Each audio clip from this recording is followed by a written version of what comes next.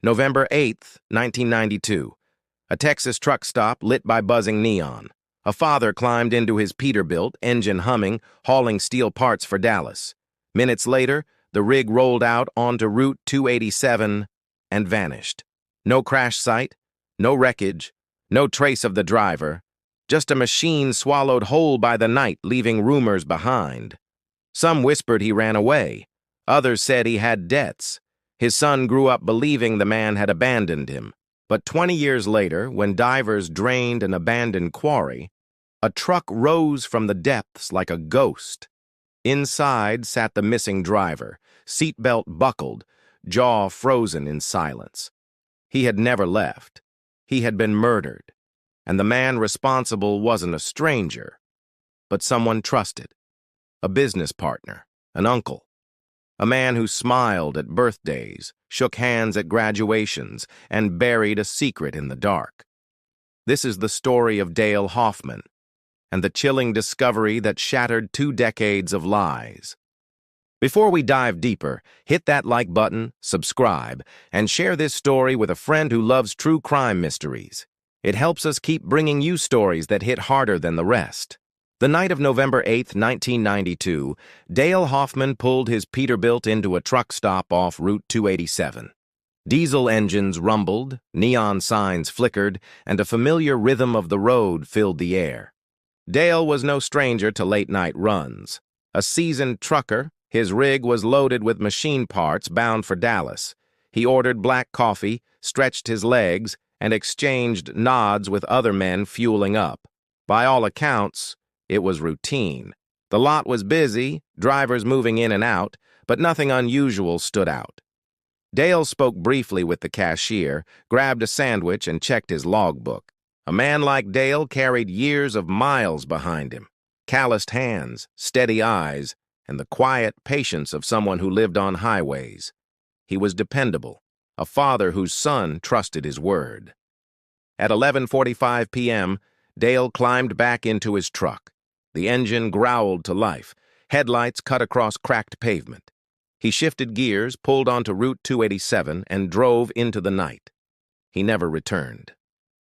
The morning after, his son waited by the window. Hours passed.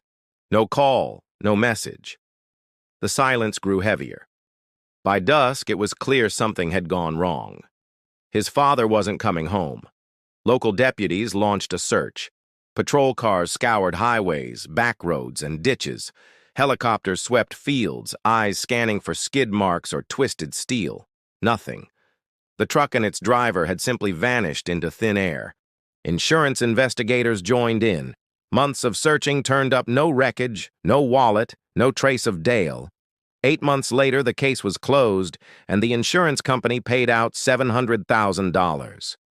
The official story? Dale had walked away. Abandonment. It was easier to accept that than admit defeat. His son was told his father had probably chosen another life, far from responsibility and burden, but whispers ran through town. Some men swore Dale had gambling debts. Others claimed he had a second home somewhere south. Rumors turned into stories, and stories hardened into beliefs repeated at every corner. For his son, the hardest part wasn't the whispers. It was the absence.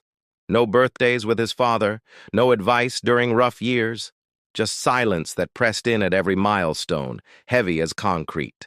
Despite the pain, the boy defended his father's name. He argued that the man he knew would never walk away. But doubt was poison, and after 2 decades, it became harder to resist. Even the men who once respected Dale moved on. His business partner, Carl Briggs, sold off assets, retired comfortably, and attended gatherings with a steady smile. The past, for most, was buried, but memory has weight. For the son, it was a chain he carried. He replayed that last night endlessly, imagining headlights disappearing down a highway he could never follow. Questions burned without answers.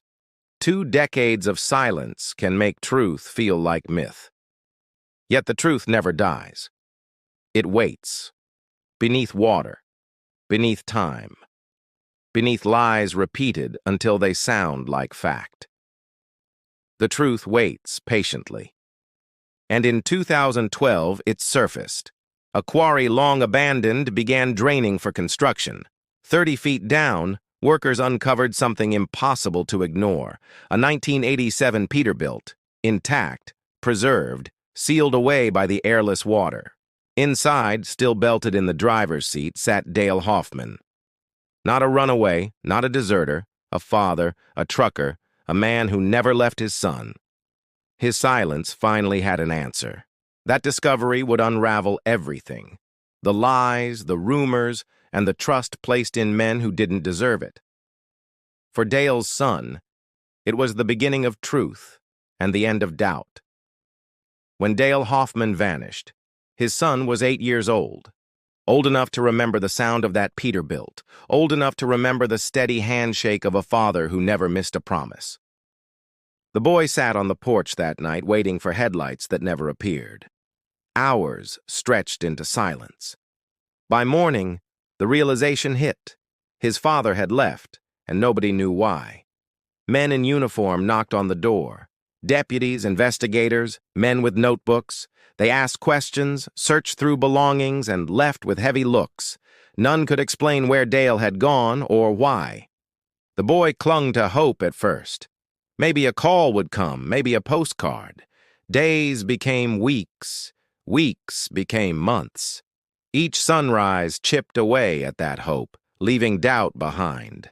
Other men whispered cruel explanations. They said Dale had debts. Others claimed another life awaited him somewhere far south. The boy overheard these words in barbershops, diners, and gas stations, cutting deep. But deeper still was the loneliness. No more shared mornings. No advice from the man who had taught him how to ride a bike, tie a knot, or throw a baseball. Instead, he grew up in the shadow of absence. Every achievement carried the same silent question. Would his father have been proud? He asked it at school, at games, at quiet midnight hours. He defended his father's honor when challenged. To classmates, to neighbors, to strangers, he insisted Dale would never abandon him. But whispers have sharp edges, and they cut at conviction year by year. His grandfather stepped in as best he could. A stoic man, he taught discipline, hammered lessons about work, and filled some of the gaps left behind. But a grandfather is not a father. The boy became a man carrying the burden of uncertainty. Every time he passed a truck stop, every time he saw a Peterbilt on the highway, memory dragged him back to that night. Friendships couldn't erase it. Brotherhoods couldn't silence it. The missing piece was too large, too heavy. He became skilled at hiding the pain, at acting indifferent. But inside the wound never closed. Rumors followed him. Your father ran off. Your father couldn't handle responsibility. He heard it at jobs, in locker rooms, from men who thought they were joking. Every word reopened scars. By adulthood, the anger hardened. He told himself his father was weak, that abandonment had been deliberate. It was easier to hate a man than live suspended between doubt and grief. But some nights, beneath the anger, memory returned softer. He remembered laughter at campfires, hands on the steering wheel teaching him the feel of a truck, a voice steady with advice. That duality consumed him. Hate and loyalty, resentment and yearning.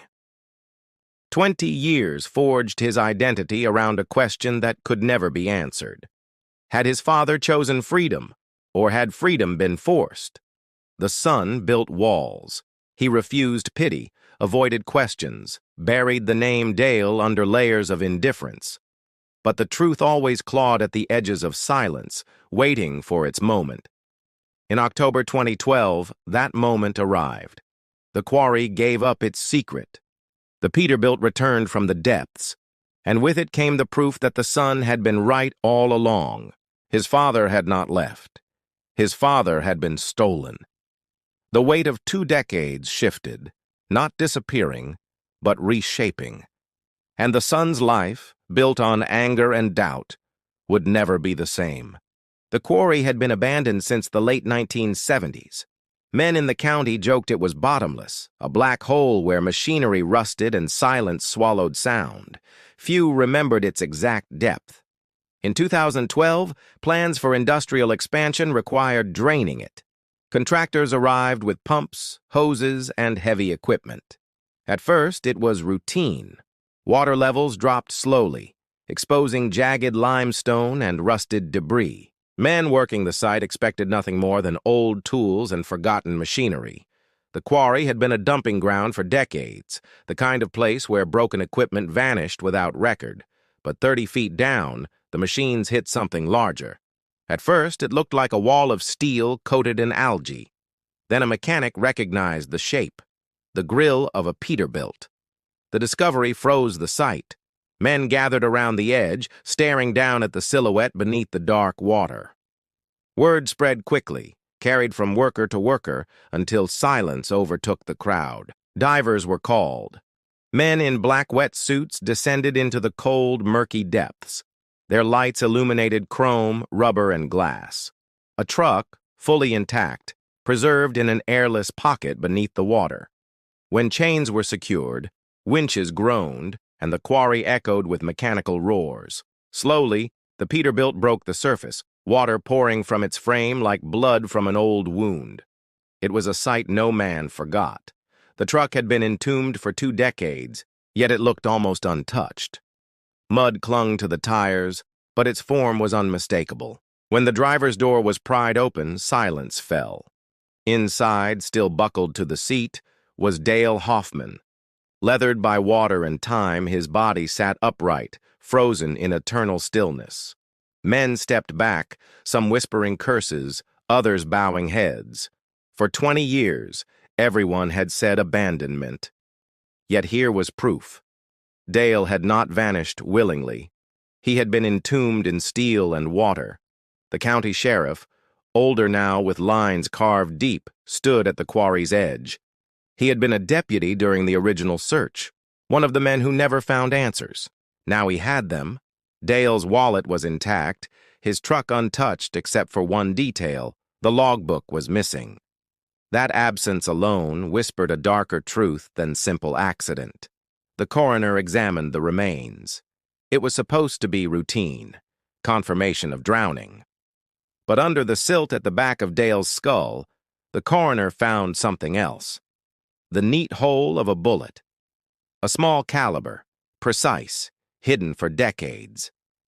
Dale Hoffman had been executed. The truck hadn't crashed. It had been placed deliberately, hidden in a quarry chosen by someone who knew its depths. Among Dale's clothing was another clue. A receipt laminated by water. 2 coffees, 2 sandwiches, time-stamped 11:47 p.m. A detail small enough to question everything. Dale never bought for 2. That single slip shattered the story of abandonment. Someone had been with Dale that night. Someone who rode in that truck, drank that coffee, ate that sandwich, and disappeared before the quarry swallowed evidence. For Dale's son, the call came swiftly. He had spent 2 decades believing a lie. Now, standing in the county office, he heard the truth spoken plainly. His father had been murdered. The quarry had awakened. Its silence was broken, its water drained, and with it came a revelation too heavy to ignore. What began as excavation became the opening of a grave. The medical examiner reviewed Dale Hoffman's body carefully. At first glance, the preservation from water had disguised the true cause of death. But beneath silt and bone, the bullet told a different story. A .22 caliber round fired into the back of the skull. The angle suggested Dale had been seated, unaware, trusting someone close. The evidence made accident impossible and abandonment laughable. The sheriff called for a homicide investigation. After 2 decades, the case reopened with urgency. Deputies dug through old files, police reports, and witness statements long buried in dusty cabinets of forgotten years. The Peterbilt itself became evidence. At the impound yard, investigators combed through every inch. Algae covered chrome, but personal touches remained. A dent from a bicycle, a football sticker, a photograph taped to the dash. Inside the sleeping cab, Dale's overnight bag was sealed, untouched, clothes folded, tools packed. But his logbook, always meticulously kept, was missing. That absence carried weight. A logbook never disappeared by chance. Then came the second receipt. Found beneath the passenger seat, time-stamped earlier that same night. 1 coffee, 1 sandwich, purchased with a credit card belonging to Carl Briggs, Dale's business partner. The name landed like a hammer. Carl Briggs, the uncle figure, the partner who managed paperwork, the man who had helped the boy navigate life after Dale's disappearance. A trusted presence for 20 years. Carl had vouched for Dale's supposed depression. Carl had helped push the insurance payout. Carl had retired comfortably from the business years later. And now, Carl's receipt placed him at the truck stop that night. The son stared at the evidence in disbelief. This was the same man who had stood beside him at graduations, who shook his hand at his wedding, who claimed Dale would be proud. Investigators compared signatures.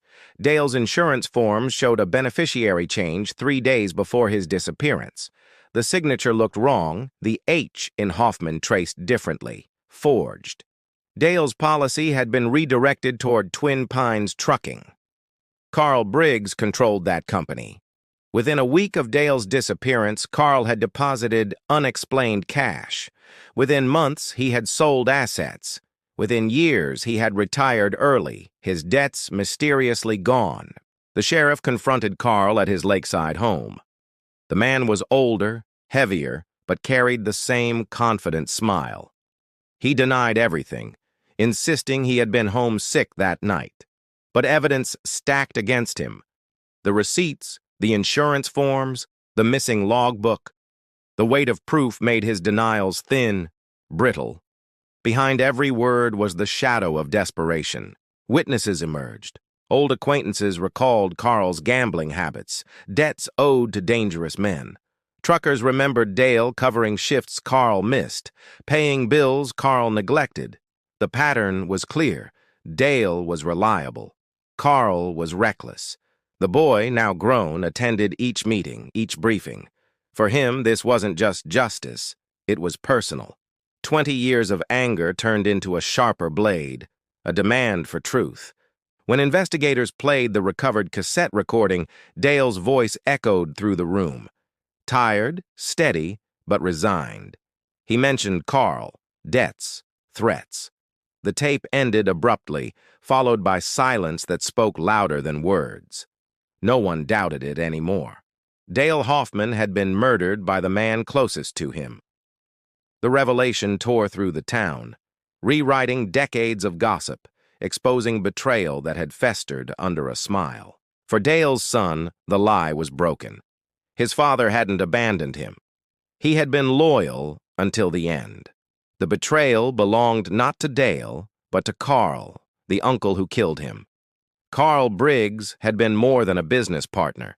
To Dale's son, he had become an uncle, a steady figure at birthdays, holidays, and milestones where a father's presence should have been. For 2 decades, Carl wore the mask of loyalty. He brought gifts, offered advice, and reassured the boy with warm words. Your father would be proud. Behind that mask, betrayal slept quietly. The discovery of the receipts shattered the illusion. Every memory now carried poison. The handshake at graduation, the speeches at celebrations.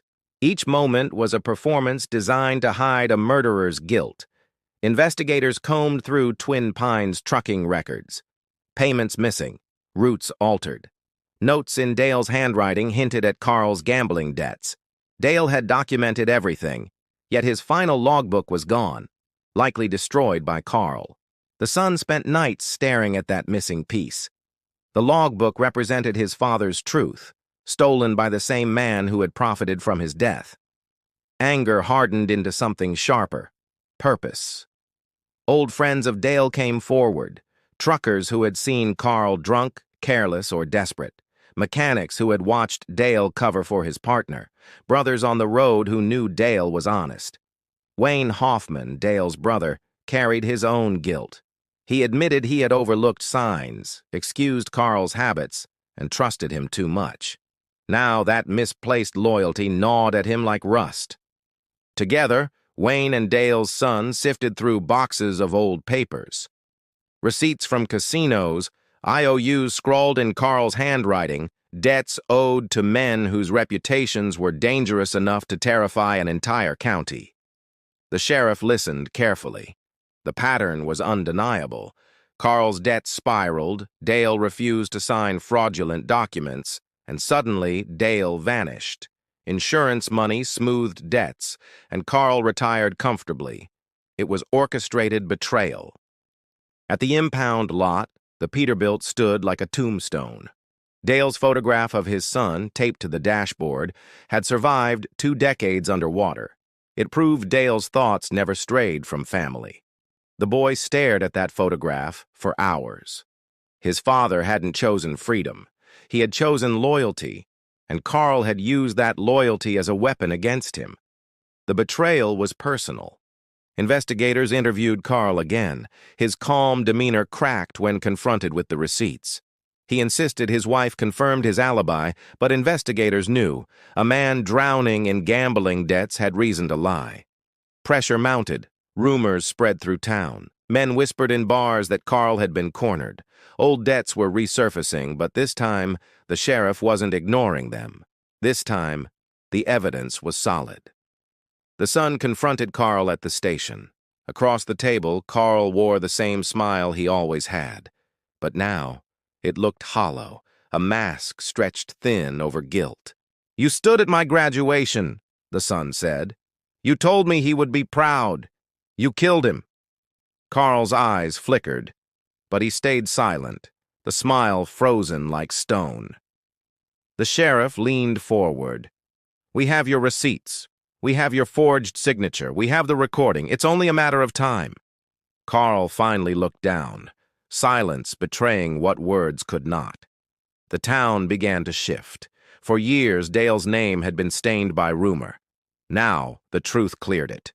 Dale had been loyal, Carl had been deceitful, and silence could no longer protect him. The uncle's shadow stretched long, but the light of truth was stronger. The boy knew his father's honor had been restored. Yet the fight for justice was only just beginning. Old notebooks surfaced from dusty boxes. Dale's careful handwriting filled the margins: mileage, fuel records, delivery times. But between the lines, small notes appeared, documenting Carl's debts and the dangerous men connected to them. October entries revealed Carl asking questions about life insurance policies. Dale recorded the unease, noting his partner's sudden obsession with payouts and signatures. It seemed harmless then, but hindsight revealed chilling intent behind each line. Further notes detailed missed payments, gambling binges, and lies. Carl spun to cover his absence. Dale had carried the burden silently, documenting it all in neat lines that would later convict his betrayer. Wayne Hoffman, Dale's brother, added his own recollections. He admitted Carl had approached him for loans, claimed it was business expansion. Wayne refused, never realizing the depth of desperation consuming Carl's every move. The sheriff connected the dots. Carl hadn't acted alone. Debt collectors circled him, demanding payment. Rumors pointed toward organized crime figures who used truckers to move product across state lines, a dangerous network of ruthless men. Receipts from an Oklahoma casino confirmed Carl's involvement with gambling rings. His signature appeared on cash-out slips totaling thousands. Dale never gambled. He barely played cards. The difference between the men was night and day. Investigators found a forged insurance document filed 3 days before Dale's disappearance. It shifted the beneficiary from Dale's household to the company itself. The signature bore Carl's sloppy imitation, betraying intent clearer than words. Wayne remembered Dale complaining about pressure from Carl. Dale's log recorded a conversation. "Carl asked me to sign something. I refused. He's desperate. He's talking about disappearing men, quick cash, shortcuts." It was all there. Among the evidence, a waterproof case recovered from Dale's truck contained spreadsheets, scanned receipts, and documents labeled simply Carl. Dale had anticipated betrayal. He was collecting proof, hoping truth would survive even if he didn't. For Dale's son, each discovery cut deep. His father hadn't been careless. He had been methodical, cautious, aware of danger. The betrayal wasn't blindness. It was the calculated treachery of a trusted partner. The sheriff presented financial records. Within days of Dale's disappearance, Carl deposited $8,000 in unexplained cash. Within weeks, more deposits appeared. Each payment matched known debts Carl owed to shadowy men. The conclusion was clear. Dale's death wasn't spontaneous. It was planned. The location, the forged paperwork, the missing logbook, the receipts, every piece pointed to a conspiracy rooted in Carl's desperation. Wayne cursed his own blindness. He had trusted Carl, defended him even, when others questioned his habits. Now he realized trust had been repaid with lies, manipulation, and his brother's murder. The son studied every line of Dale's logs. He found notes written almost like warnings. If something happens, it's Carl. He's in deep. He's dragging me with him. I won't run. Those words haunted him. His father knew danger was coming, yet chose to face it rather than abandon responsibility. In that choice, Dale proved his loyalty even as betrayal closed in. Carl's shadow stretched far. He hadn't only stolen Dale's life, he had rewritten a son's memories, twisted community perception, and poisoned 2 decades with lies. The truth revealed the scale of his deception. Secrets of the past rarely stay buried forever. Dale's careful notes, preserved receipts, and loyal brother's memory ensured betrayal was illuminated. Each page of handwriting became a hammer pounding Carl's guilt into stone. For Dale's son, uncovering these secrets was more than evidence. It was redemption. His father's honor had survived the grave. Betrayal was exposed, and the path toward justice stretched clearer than ever before. Carl Briggs's calm facade began to fracture. Each new piece of evidence tightened the noose. Receipts, forged documents, Dale's careful notes. Together, they painted a picture of deliberate betrayal and calculated murder. The sheriff built the case carefully. Decades of silence could not be undone in haste. Every detail mattered. Times, signatures, bank records, and testimony from men who had known both Dale and Carl. Deputies revisited witnesses long ignored. Truckers remembered Dale covering shifts Carl skipped. Mechanics recalled arguments over missing funds. Bartenders spoke of Carl's reckless gambling. Piece by piece, his mask of respectability crumbled. Wayne Hoffman became a central figure. He provided boxes of old records Dale had entrusted him with. Within those pages, investigators found additional proof of Carl's debts and his ties to dangerous networks. The son sat through every briefing. His presence was a reminder. This wasn't just paperwork, it was legacy. 20 years of pain demanded resolution. Justice wasn't optional, it was necessary. The town buzzed with rumors. Men whispered in diners and barber shops. Some admitted they had doubted Dale all along. Others confessed guilt for repeating the lie that he had abandoned his son. Carl tried to maintain composure. At his lakeside home, he welcomed investigators with smiles, shaking hands as though nothing were wrong. But each question cut deeper, exposing cracks beneath the polished surface. When confronted with the receipts, Carl hesitated. When asked about forged documents, his words stumbled. The calm veneer slipped, revealing the desperation of a man cornered by truth too heavy to deny. The sheriff obtained a warrant. Deputies searched Carl's property, uncovering hidden documents and suspicious financial ledgers. Payments to men with criminal records linked Carl directly to debts he had long tried to conceal. Meanwhile, Dale's cassette recording echoed through courtrooms and offices. His voice described Carl's behavior, the pressure, the refusal to sign fraudulent papers. Then silence, followed by the undeniable evidence of murder. The prosecutor listened with grim focus. Murder wasn't speculation anymore. It was fact. The bullet, the receipts, the recordings, and the financial trails created a case stronger than Carl's web of lies could withstand. The son requested to confront Carl directly. In an interrogation room, he faced the man who had stolen his father.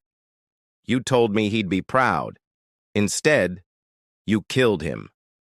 Carl's smile faltered. His eyes flickered with something between regret and arrogance. He offered no confession, only silence. Yet that silence spoke louder than denial. Guilt pressed into every moment. The community shifted. Men who once celebrated Carl now avoided his presence. The uncle figure who once carried respect was revealed as a liar, gambler, and murderer. His reputation collapsed under the weight of truth. Federal investigators joined the case, uncovering further financial corruption. Carl's debts connected him to wider criminal activity. He wasn't just a betrayer of a friend, he had become a pawn in a larger machine. For Dale's son, the tightening net was bittersweet. Each step closer to justice confirmed his father's innocence, yet also deepened the wound of betrayal from a man he once called uncle. Wayne stood beside him through every hearing. Two brothers' legacies intertwined, one murdered, one carrying guilt for trusting the wrong man. Together, they bore witness to truth rising from 2 decades of silence. Justice was no longer distant. The evidence was overwhelming, the pressure unrelenting. Carl's time was running out. The walls he built with lies and smiles were closing in, leaving no room to escape. The trial opened under heavy tension. Dale Hoffman's story had lived in whispers for 20 years, but now it stood in court, armed with receipts, recordings, and the unwavering determination of his son. The prosecutor presented the evidence methodically. Each receipt placed Carl at the truck stop. Each financial record showed unexplained deposits. Each forgery revealed intent. And Dale's voice on tape echoed louder than any witness. Carl's defense faltered. He claimed illness, denied presence, insisted on loyalty. Yet every document contradicted him. Every testimony from truckers and mechanics carved away at the image of respectability he had maintained. Wayne Hoffman testified with steady voice. He spoke of Dale's loyalty, Carl's debts, and his own regret for ignoring warning signs. His words carried the weight of brotherhood, betrayed by greed and fear. The son faced Carl across the courtroom. Years of anger boiled beneath his calm exterior. He told the jury of trust shattered, of lies lived, of the burden carried through manhood without a father. Jurors shifted uncomfortably. No speculation remained. The evidence was not circumstantial, it was living, breathing truth, carried forward by a man who refused to abandon his family even in the face of death. Carl's mask cracked at last. No smile, no denial, just silence. His shoulders slumped under decades of deception. The verdict was inevitable. Guilty of murder, guilty of fraud, guilty of betrayal. The sentence carried life without parole. For Dale's son, it was not victory, but release. Justice meant no more lies, no more whispers. His father's honor stood restored, clear of abandonment. After court, men approached Dale's son quietly. Old friends, fellow truckers, men from town who once doubted. They offered apologies, not with words alone, but with handshakes heavy with unspoken respect. Wayne placed a hand on his nephew's shoulder. "Your father never left. He stayed until the end. Now everyone knows." The words carried truth that needed no further proof. At the cemetery, Dale's grave bore fresh flowers placed by his brother and son. Beside the stone, silence felt different. Not empty, but full of recognition. A man's loyalty had been vindicated. The Peterbilt remained in impound, rusted, scarred, yet still a symbol. The photograph taped to its dashboard, his son grinning toothless, had survived 2 decades underwater. Proof Dale carried his boy with him. That picture reminded the son of everything. His father's presence never faded. Even submerged, even betrayed, Dale remained true. That legacy now belonged to his son, who carried the same determination in his heart. The sheriff, older and grayer, approached the family. He admitted regret for not uncovering truth earlier, but he promised the record now stood corrected. Dale Hoffman would forever be remembered as loyal. The town, once stained with rumors, shifted. Dale's name carried honor again. Men told younger truckers his story, not as mystery but as lesson. Loyalty can outlast lies, even if buried for decades. The son carried that truth forward. He knew betrayal had taken his father, but loyalty had preserved his memory. And now, every road he traveled bore the strength of Dale's example. Legacy is not written by rumor nor destroyed by betrayal. Legacy survives in truth, carried by men who refuse to forget. Dale Hoffman's truth endured, stronger than lies, brighter than silence, eternal as loyalty.